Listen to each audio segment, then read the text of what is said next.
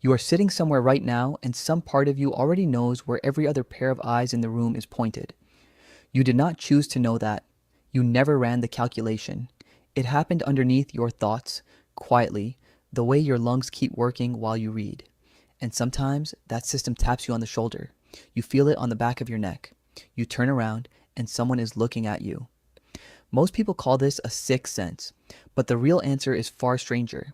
You are not detecting their gaze. Your brain is guessing, and it has been trained across millions of years to guess in one direction. There is no receptor for being stared at, no nerve that fires when a stranger looks at the back of your head.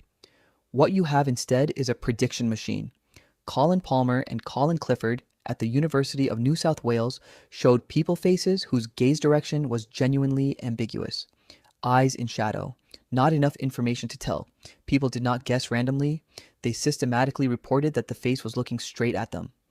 Your brain has a default setting. When the data runs out, it assumes you are the target. Why would a brain be built to be wrong in one direction on purpose? To understand that, look at your own eyes. Find a mirror later. You will see something almost no other animal has. A wide, bright field of white surrounding a dark center. That white is called the sclera. In nearly every other species, it is hidden or pigmented dark, or the eye is too small to read from any distance. In 1997, Hiromi Kobayashi and Shiro Koshima measured the eyes of nearly 90 primate species.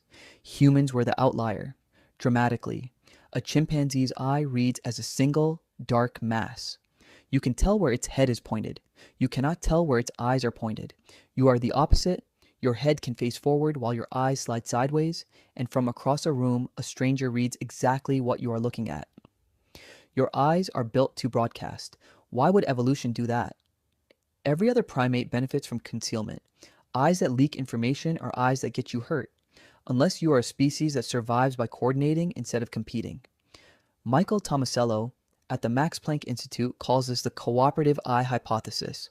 If you and another person are stalking an animal in tall grass and you can flick your eyes toward it without a sound, and the person beside you understands instantly, that silent channel is worth more than secrecy. A group that shares attention without speaking acts as one organism. Tomasello tested it. Infants and great apes watched an experimenter turn towards something, sometimes moving only the eyes. The apes followed the head. The human babies followed the eyes. Before they could speak, before they could walk. So your eyes became billboards, which means everyone else's did too.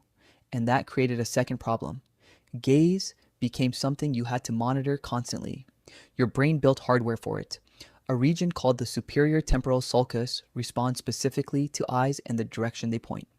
You have a piece of brain whose only job is watching for watchers. And it does not ask permission. John Driver showed that if a face on a screen looks left, your attention snaps left.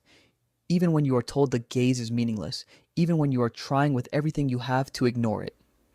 Now, put the two together. A brain that assumes it is being looked at, and a brain that cannot ignore the eyes it finds. That is the feeling on the back of your neck. But here is the twist. Being watched does not just make you uncomfortable. It changes what you do, even when the watcher is not real. In 2006, Melissa Bateson and Daniel Nettle taped an image above an honesty box in a university coffee room. Some weeks, flowers. Some weeks, a pair of eyes. During the weeks with eyes, people paid nearly 3 times more. Nobody was there. Everyone knew nobody was there. It was a photograph. Why would a system that's sophisticated be fooled by something that crude? Because for almost all of your history, it was never wrong. There were no photographs. If eye shapes appeared in your field of vision, a mind was behind them, forming an opinion that decided whether you ate next week. So your ancestors started running a permanent simulation of being watched. You still run it.